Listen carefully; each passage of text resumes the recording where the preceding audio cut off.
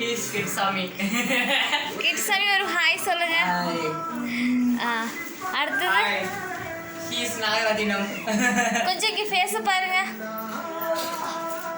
அவங்க கல்ல போய் சாப்பிட்டுட்டு இருக்காங்க மறந்து.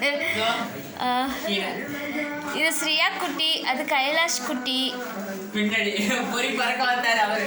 செச்சு குட்டி நம்ம தலை பொறி பறக்க விட்டுட்டு வந்தாரு. அப்புறம் இந்த வீட்டு மருமகள் கிரிஜா. சாமி அப்புறம் இந்த வீட்டு பையன் மணி. இங்க பாரு, அவர் ஹாய் சொல்றா.